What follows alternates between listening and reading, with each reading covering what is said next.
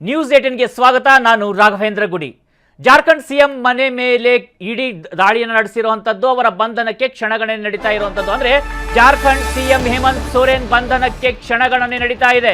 ಸೊರೇನ್ ವಿರುದ್ಧ ಬಹುಕೋಟಿ ಭೂ ಹಗರಣದ ಆರೋಪ ಕೇಳಿ ಬಂದಂತ ಹಿನ್ನೆಲೆಯಲ್ಲಿ ಅವರ ವಿಚಾರಣೆಯನ್ನು ನಿರಂತರವಾಗಿ ಇಡಿ ಮಾಡ್ತಾ ಇತ್ತು. ಈಗ ಅವರನ್ನ ಬಂಧಿಸುವಂತ ಸಾಧ್ಯತೆ ಇದೆ. ಸೊರೇನ್ ನಿವಾಸಕ್ಕೆ ಆಗಮಿಸಿದ್ದಾರೆ ಇಡಿ ಅಧಿಕಾರಿಗಳು. ಯಾವುದೇ ಕ್ಷಣದಲ್ಲಿ ಕೂಡ ಹೇಮಂತ್ ಸೊರೇನ್ ಅವರ ಬಂಧನ ಆಗುವಂತಹ ಸಾಧ್ಯತೆ ಇದೆ ಅಂತ ಹೇಳಲಾಗ್ತಾ ಇದೆ. ಪದೇ ಪದೇ ನೋಟಿಸ್ ಅನ್ನ ಕೊಟ್ಟರೂ ಉತ್ತರಿಸದ ಹಿನ್ನೆಲೆಯಲ್ಲಿ ಸೊರೇನ್ ವಿಚಾರಣೆಗೆ ಗೈರಾದಂತ ಹಿನ್ನೆಲೆಯಲ್ಲಿ ಅವರನ್ನ ಬಂಧಿಸೋದಕ್ಕೆ ಇಡಿ ಮುಂದಾಗಿದೆ ಅಂತಕ್ಕಂಥ ಮಾಹಿತಿಗಳು ಕೇಳಿ ಬರ್ತಾ ಇದ್ದಾವೆ.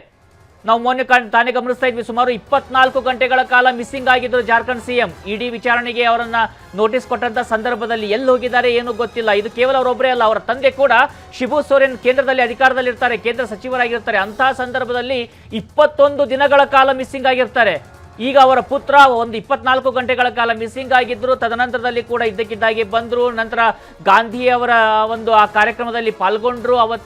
ಅವತ್ತಿನ ಸಂದರ್ಭದಲ್ಲಿ ಪಾಲ್ಗೊಂಡ್ರು. ಅಲ್ಲಿ ಮಾಲಾರ್ಪಣೆ ಎಲ್ಲ ಮಾಡಲಾಯಿತು. ಅದಾದ ಬಳಿಕ ಕ್ಯಾಬಿನೆಟ್ ಮೀಟಿಂಗ್ ಅನ್ನು ಕೂಡ ನಡೆಸ್ತಾ ಇದ್ರು. ಅಂತ ಸಂದರ್ಭದಲ್ಲಿ ಅವರ ಪತ್ನಿಗೆ ಪಟ್ಟವನ್ನ ಕಟ್ಟಬಹುದು ಅಂತ ಕೂಡ ಹೇಳಲಾಗ್ತಾ ಇತ್ತು. ಈಗ ಅವರ ಮನೆಯಲ್ಲಿ ಇಡಿ ಅಧಿಕಾರಿಗಳು ಬೀಡನ್ನ ಬಿಟ್ಟಿದ್ದಾರೆ. ವಿಚಾರಣೆಯನ್ನ ನಡೆಸಲಾಗ್ತಾ ಇದೆ. ಎನಿ ಮೂಮೆಂಟ್ ಅಲ್ಲಿ ಕೂಡ ಅವರನ್ನ ಬಂಧಿಸುವಂತ ಸಾಧ್ಯತೆಗಳು ಕಂಡು ಬರ್ತಾ ಇದ್ದಾವೆ.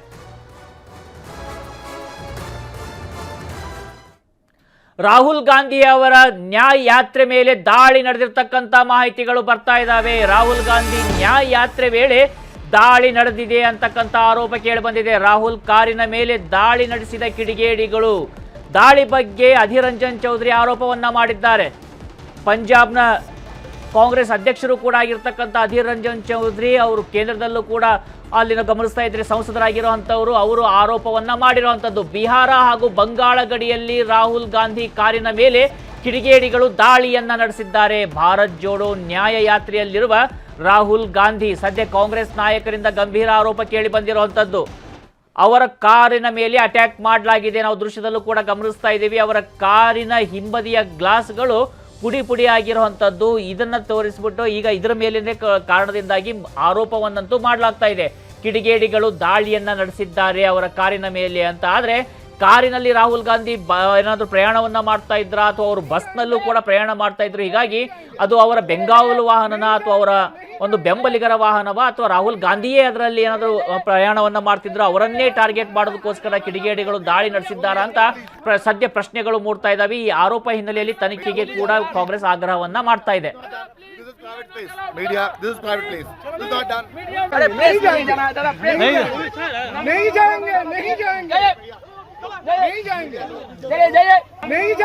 ಕನ್ನಡಿಗರ ಮೆಚ್ಚಿನ ನಿಮ್ಮ ನ್ಯೂಸ್ 18 ಕನ್ನಡ ಈಗ ವಾಟ್ಸ್ಆಪ್ ನಲ್ಲಿಯೂ ಲಭ್ಯ.